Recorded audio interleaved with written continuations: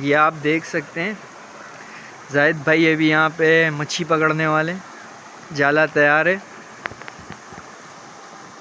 और ये इस छोटे से पानी में से आपको मच्छी निकाल के दिखाएंगे।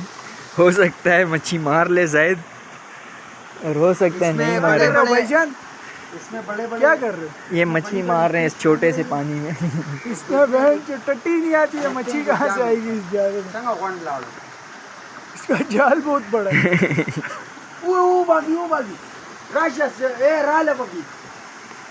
कुछ आया जाहिद इसमें? ये आई मछली आई। हटो, जाहिद ने मच्छी ले आई, ये आप देख सकते हैं इसमें, और इतनी बड़ी मच्छी ये आई है। ये एक दाना आया, इसको बोलते हैं तारली फिश गांव की।